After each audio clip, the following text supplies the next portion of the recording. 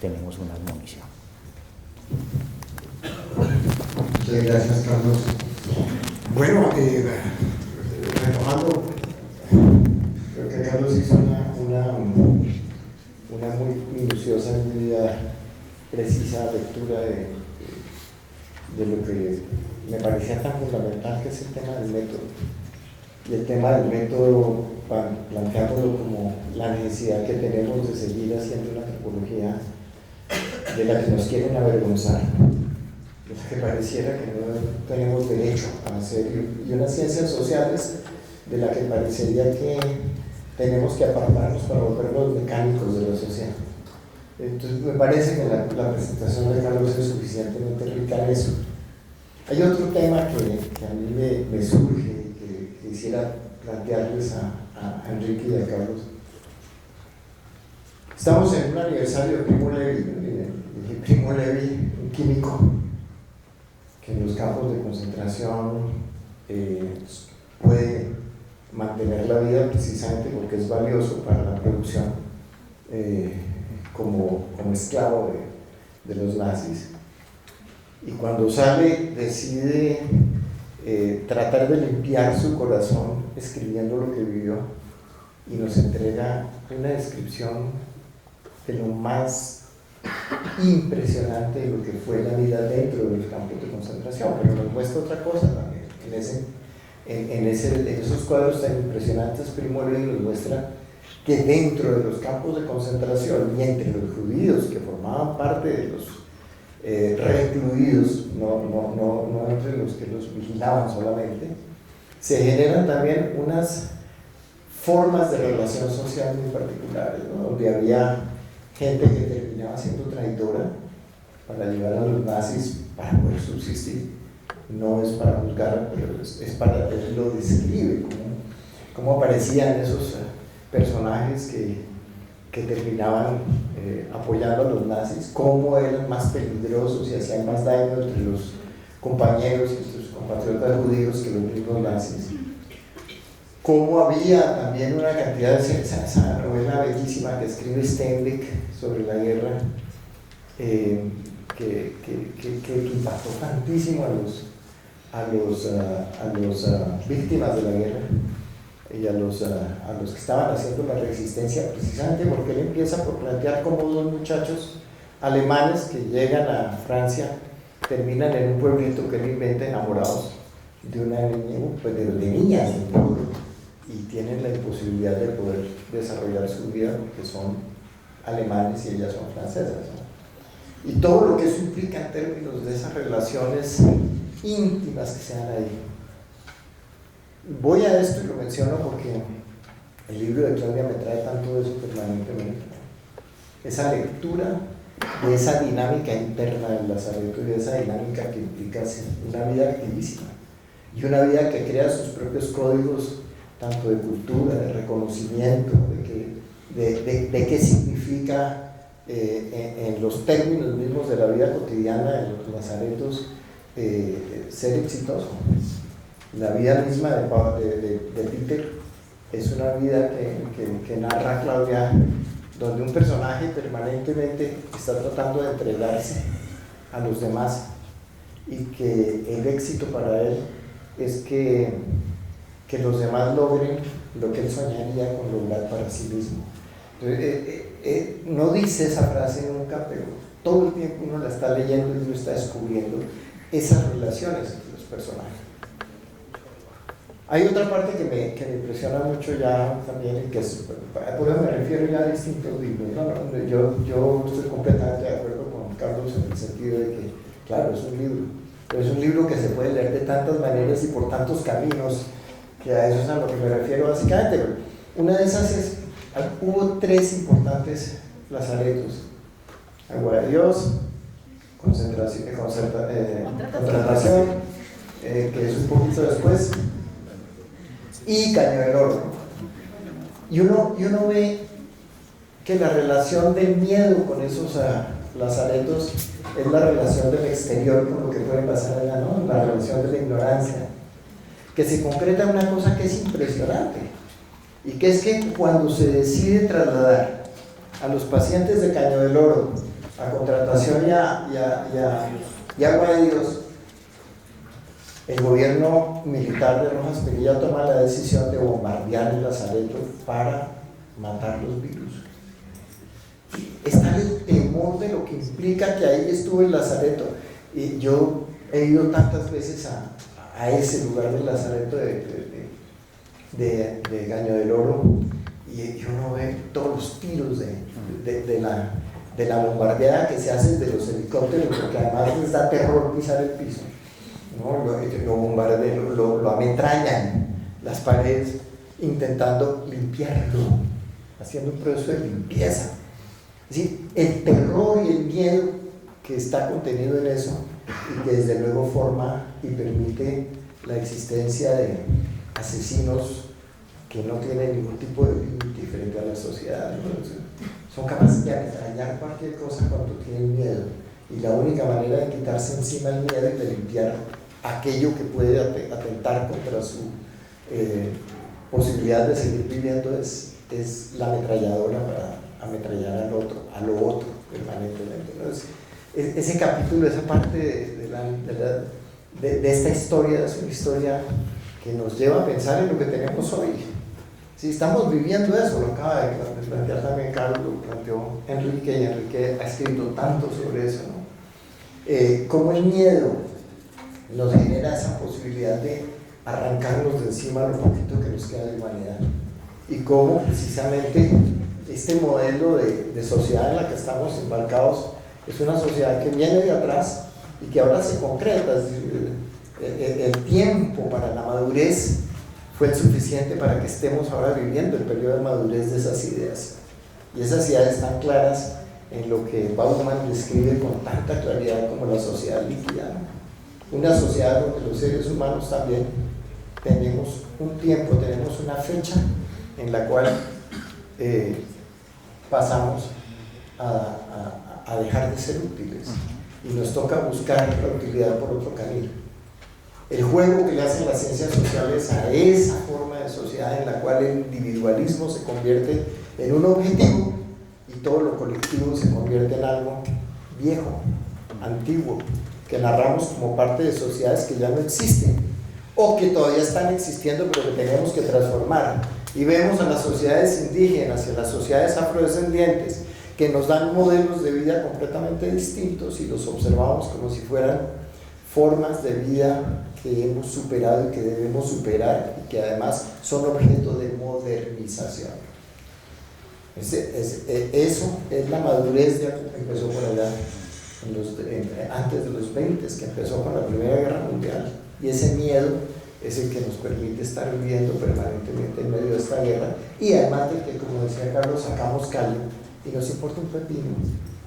Esta mañana matan 2 personas más, 2 dirigentes más indígenas en el Cauca, y ninguna persona sabe, y ninguna persona se queja, y no hay posibilidad de que nos levantemos contra eso, porque al fin y al cabo son indígenas del Cauca, y los indios verán cómo se defienden.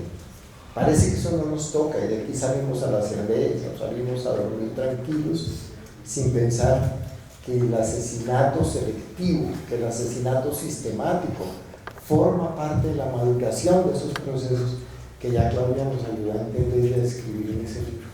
Y yo creo que esa relación es muy importante, Enrique. Carlos decía también que, y lo habíamos planteado también en el principio, es como la ciencia, un libro en sí mismo es un portador de una visión política, y es más que otra cosa, ¿no? Es acción política. Nosotros a veces nos dicen que nosotros no somos hombres de acción, porque nosotros nos la pasamos pensando y hasta escribiendo, cuando esa es nuestra manera de ser hombres de acción. Es quizás la manera de ser hombres de acción mucho más fuerte y mucho más dura. Creo que en las novelas de Enrique una de las cosas que se plantea permanentemente es una visión política, es una crítica durísima a la sociedad en la que vivimos, que nos muestra cómo surgió esa sociedad y cómo esa sociedad es permanentemente excluyente. Entonces, los conceptos de exclusión y reclusión que plantea Claudia con relación a la letra, cuando uno los está leyendo, son precisamente los planes permanentes de pacificación, de las áreas que se consideran rojas en el país, o son los procesos permanentes de pacificación cuando los movimientos sociales reclaman sus derechos.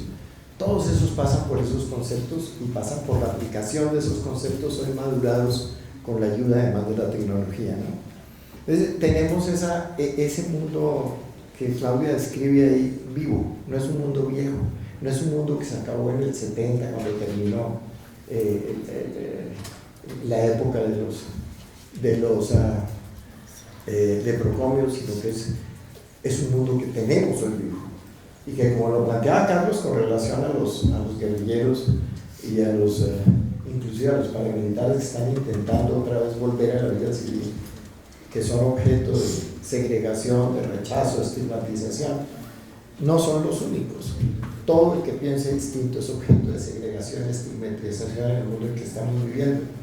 Pensar ya de por sí es tan peligroso que permite que haya una política de estigmatización seguida de segregación y que continúa desde luego con reclusión, con distintos tipos de reclusión. Entonces, Enrique, por favor, hablemos un poquito de eso, que usted es maestro, que usted nos ha enseñado un tantísimo trabajo que ha hecho a lo largo de su vida, y que usted se ha convertido pues hoy en día en un baluarte de las políticas que buscan un mundo más libre y un mundo mejor. Gracias, Gerardo. Yo en realidad no soy maestro de nada, soy solamente un observador de las circunstancias.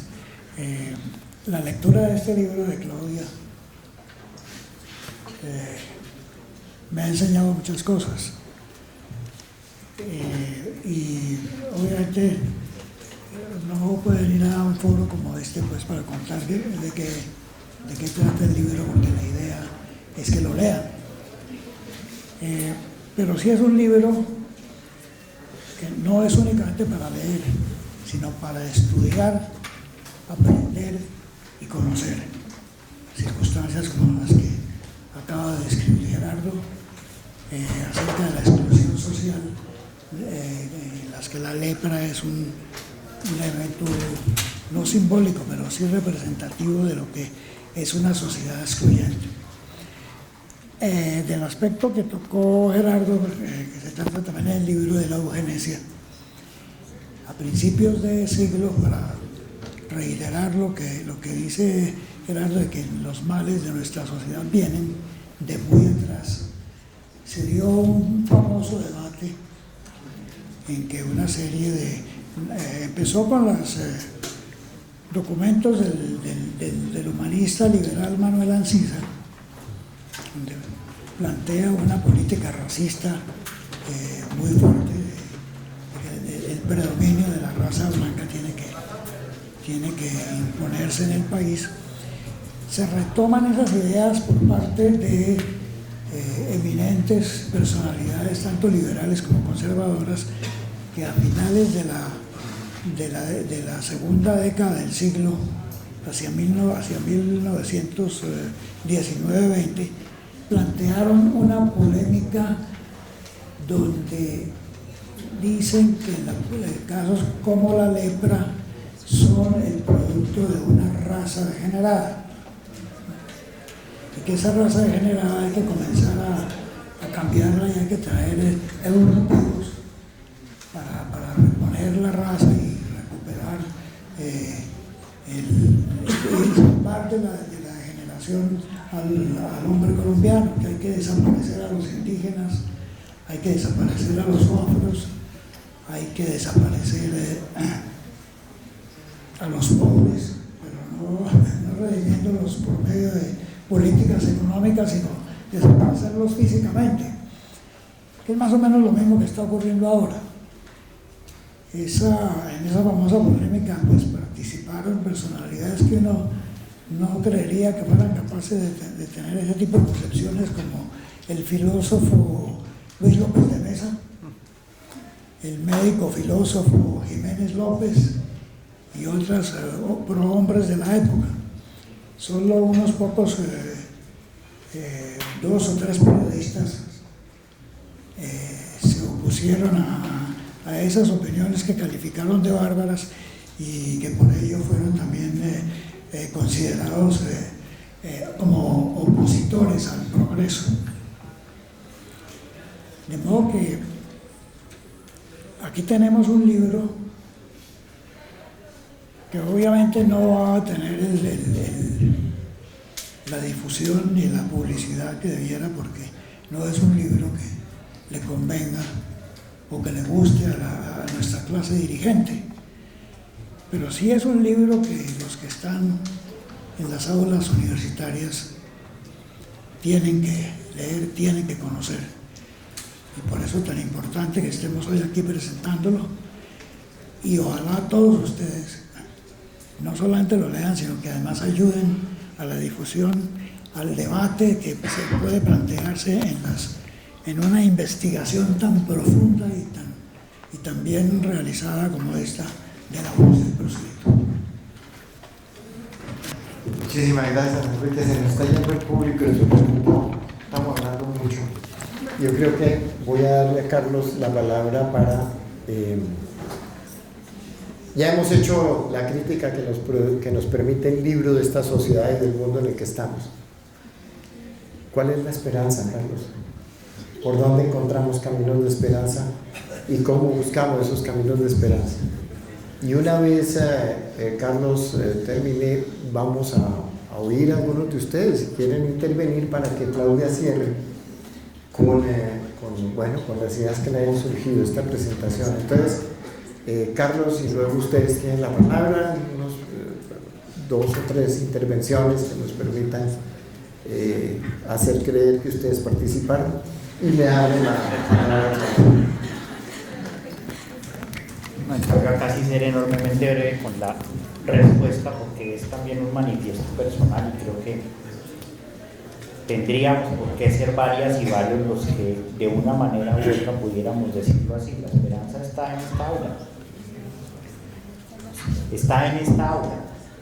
Vamos, es el oficio que aquí nos convoca, que es el oficio, claro, disciplinar, pero es también el oficio de ser estudiante y es el oficio de ser docente. Vamos, ahí es donde de alguna manera está la esperanza. Amén de muchísimas otras esperanzas que están en muchísimos otros ámbitos sociales, pero el lugar de las universidades puede ser un lugar para enterrarse y convertirse evidentemente en un engranaje más del sistema, o al contrario, en ser los agentes transformadores del sistema. Tiene que ver justamente con lo que yo más exalto, aparte de su contenido, aparte de su compromiso, pero vuelvo y digo, exalto de el gesto de Claudia con este trabajo. Y es que es un trabajo que en el mejor de los sentidos es a la vez enormemente disciplinado, pero es fundamentalmente libre. Y aquí estamos para aprender libertad.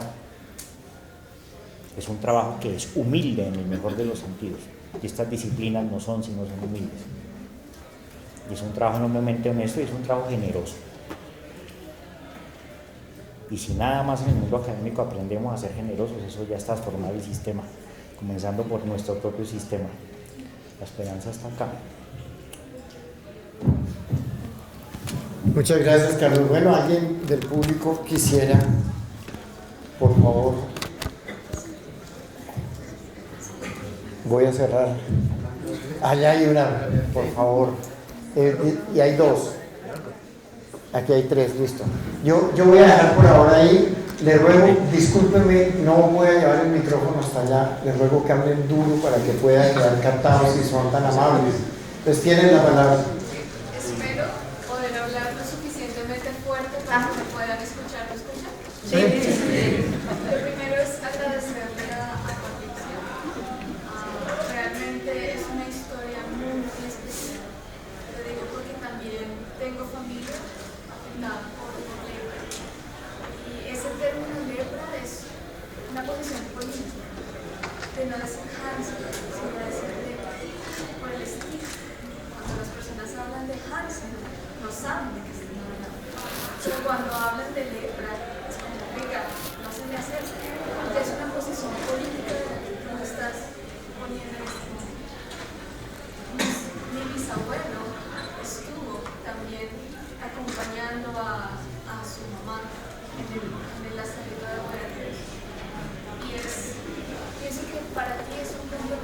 personal como lo es para mí, el poder contar esta historia a otras personas. También estoy trabajando con estas personas, afectadas por lepra, en Down, asociación alemana. Y es impactante lo que ellos dicen. Es interesante ver el contraste de las historias. Como antes, para ellos, una historia de vida muy fuerte, y para los líderes, escuchándolos, estoy contando su testimonio, dicen, para mí la enfermedad ha sido una bendición. Es como, ¿qué? Mi vida ha cambiado. Entiendo por qué estoy aquí. Entiendo cuál es mi propósito como líder. Poder sensibilizar y hablar libremente de la enfermedad, al no callar. Y realmente agradezco este proceso que tú estás realizando y les agradezco a ustedes por el conocimiento que en esta tarde nos han brindado. No soy de esta universidad pública, Colegio Mayor de Cundinamarca, y estos son espacios maravillosos que pueden tener, que yo no los tuve, que puedan aprovechar también. Muchísimas gracias. La segunda, por favor, si pudieran subirle un poquito y cortico. Sí, perdón. Antes que todo, agradecerles este espacio. Siempre escucharnos es muy gratificante y pues, un gran aprendizaje para mí.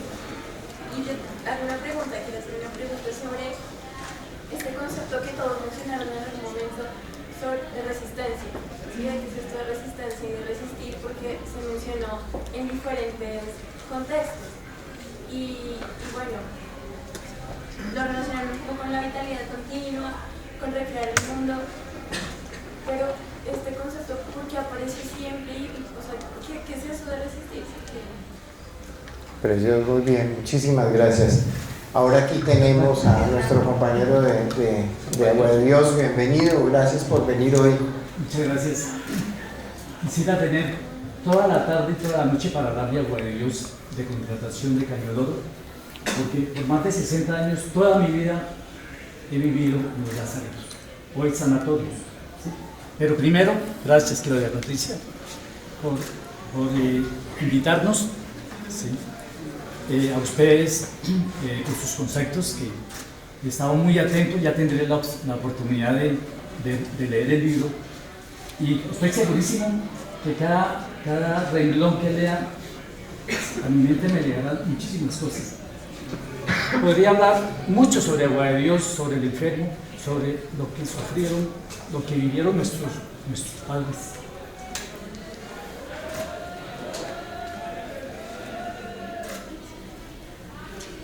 Porque, si bien es cierto, fueron nuestros padres los que tuvieron que soportar todas estas terribles leyes, disposiciones emanadas del gobierno, ¿sí?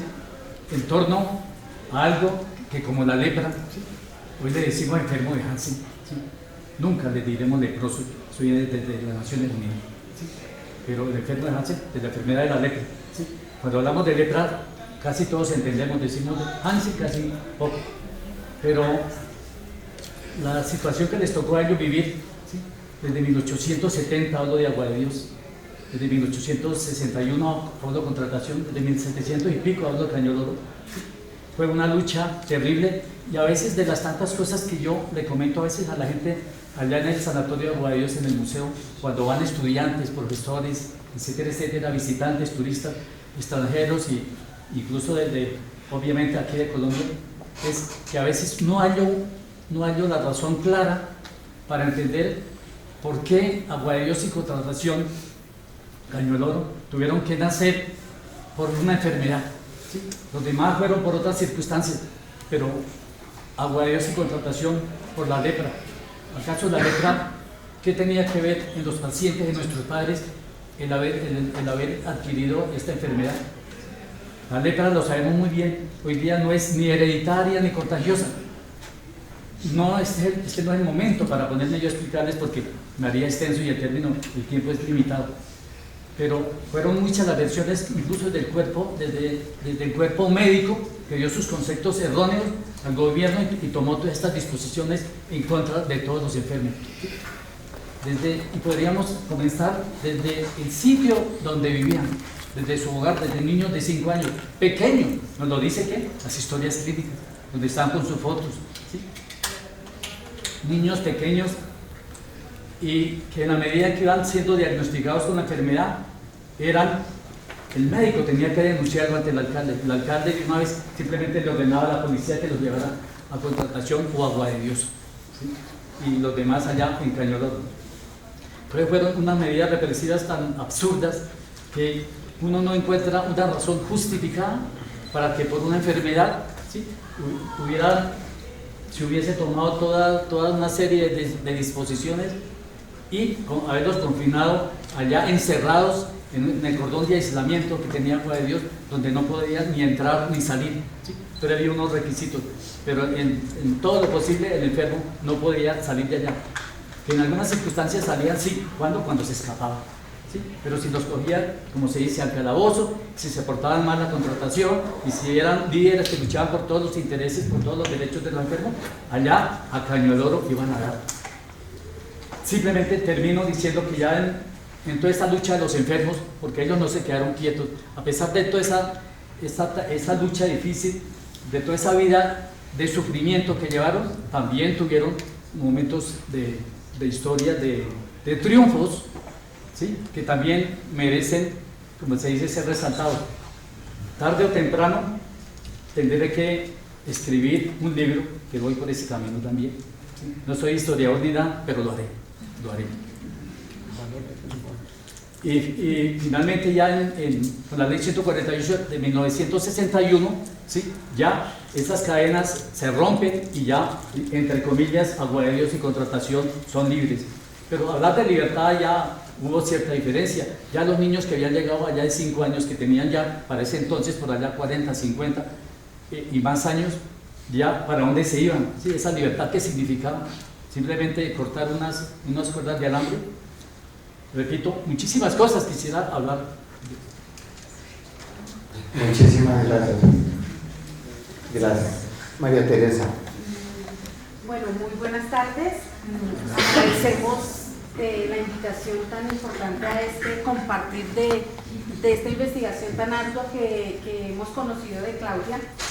Pero mi invitación como encargada de los archivos de la institución, que son únicos en el mundo, porque debido a esa condición de contagio, pues todo el mundo se dedicó a destruirlos, y nosotros por esa irresponsabilidad de lo público, afortunadamente las tenemos. Pero haciéndose en medio de todo este contexto y en todo el proceso que hemos hecho de investigación y que seguimos haciendo porque son demasiados documentos, lo único es advertir algo, y es que la historia se está repitiendo y la responsabilidad es de todos nosotros. Hubo un momento de secuestramiento, porque nosotros hemos evidenciado que tuvimos un estado contemplativo en violar los derechos del enfermo de lepra, y es una historia que hoy día seguimos viendo, pero ya no con el enfermo de lepra, con otros grupos sociales. Allá hay desplazamiento, desmembramiento familiar, experimentación médica, secuestramiento y desaparición forzada. Todo lo hubo y hay la evidencia para demostrarlo. Y otra vez está pasando, y sigue pasando, y seguirá pasando mientras nosotros no nos concienticemos y nos comprometamos como pueblo y dejar de vernos como diferentes. Esa es mi invitación. Muchas gracias. Muchas gracias, María Teresa.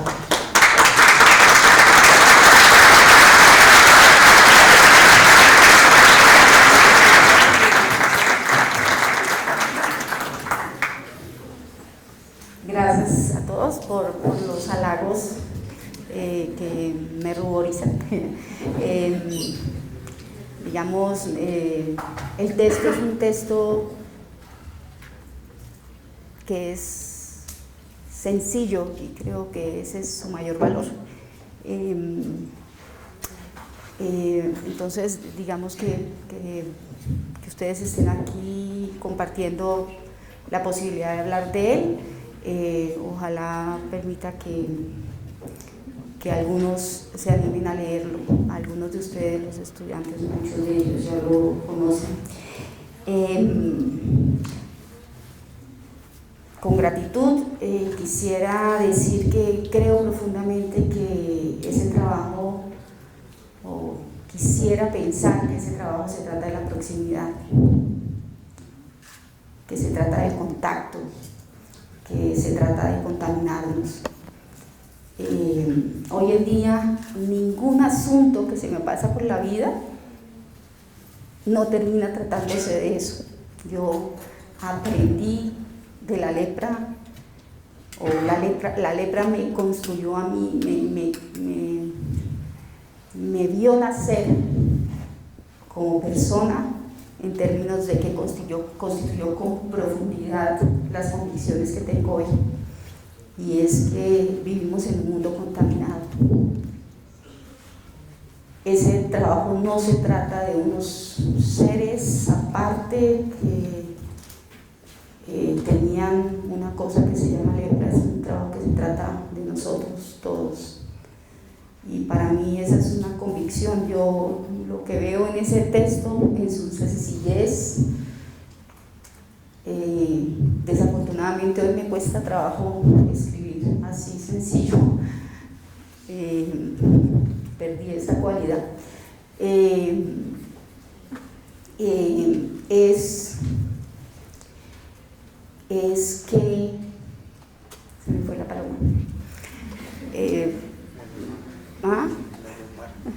No, es decir, lo considero sobre todo un trabajo, digamos, es profundamente pedagógico, porque para mí es sencillo conversar a través de él acerca de lo que nos convoca en la vida. Es sencillo en ese sentido. Significa que siempre lo que nos interesa, lo que nos convoca, lo que nos atrae, debemos hacer el esfuerzo de saber cómo es parte de nosotros, que eso que estamos trabajando tiene que ver con nosotros. Hoy nos encontramos próximas, tú y yo, nos encontramos en la conversación próximas en nuestros intereses con María Teresa esta mañana, anoche conversando hasta tarde. Yo en mi trabajo con los estudiantes me gusta trabajar lo biográfico, no porque crea que es una técnica de investigación, sino porque, es decir, yo tuve la oportunidad en los asilos de hablar con gente que no tenía memoria, porque había llegado a los 2 años a los asilos. No tenía una memoria vinculante más allá de la memoria que configuraba, digamos, su ser próximo, de todos estos niños que se criaron con estas personas, con estas mujeres, sobre todo con las que hablé. Pienso que este ejercicio, digamos, de poner en la proximidad aquellas cosas que nos interesan es fundamental, porque nos permite, digamos, atar cosas que sentimos que son de otros a nuestras, digamos, a nuestra experiencia. Entonces, por eso lo que yo he aprendido, digamos, es que tenemos tan poca atado a una memoria elaborada sobre nosotros mismos que difícilmente eso nos permite elaborar con mayor profundidad la memoria de los otros, la memoria, la vida, la experiencia en general de los otros. Creo que en ese sentido este trabajo es pedagógico por eso. El hecho de que mi tío sea una de estos personajes de las que hablo ahí es más bien azaroso. Realmente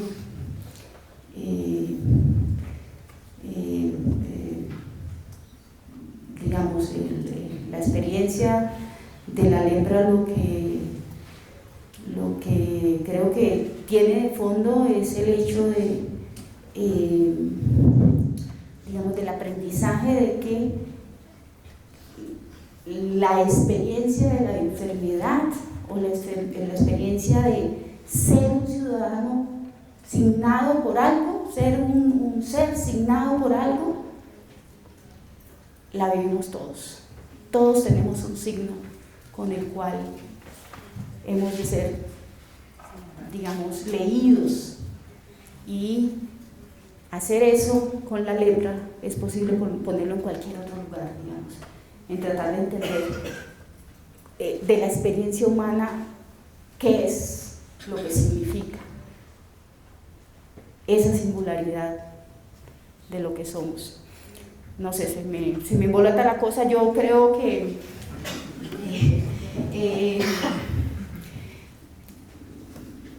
yo confío, tengo un sentido estético, profundamente atado a la contaminación. Me gusta ese concepto. En ese sentido, pienso que la pregunta tuya de la resistencia hoy ya no me gusta tanto. La exclusión, esos conceptos grandes me parece que son vacíos un poco. Me gustaría más pensar en los conceptos que usa la gente para hablar de sí misma. Creo que esos conceptos no nos dejan pensar en la exclusión, la segregación, ¿qué significa una niña que vive desde los 2 años en una institución religiosa? Que, digamos, ahí hay una posibilidad de vida que no debemos leer como en términos de imposición y resistencia. Yo creo que amerita de nosotros un mayor esfuerzo, y lo que hay ahí es vidas profundamente complejas. Entonces mi convicción, yo muy rápidamente me di cuenta que yo no quería hablar de grandes hombres ni de grandes médicos, quería tratar de hablar de gente de la que no se habla, de la que me interesaba más en ese sentido. Eso, entonces, digamos, este mundo es un mundo como cualquier otro, en donde hay gente, hay vida, en donde hay enfermedades muchas y en donde hay muchos signos que en este caso agregan dolor, pero también agregan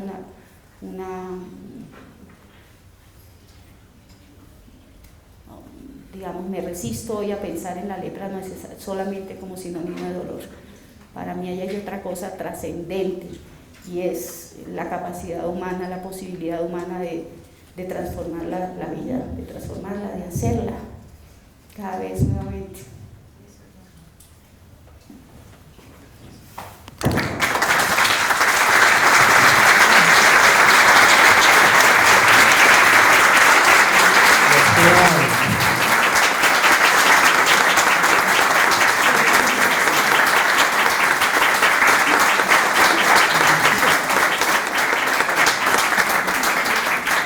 Nos queda un resumen, creo que es una experiencia inmediatamente, la continuidad de esta experiencia que yo siento como una experiencia bella. No solamente es que lean el libro y descubran ahí, como acaba de decir Claudia,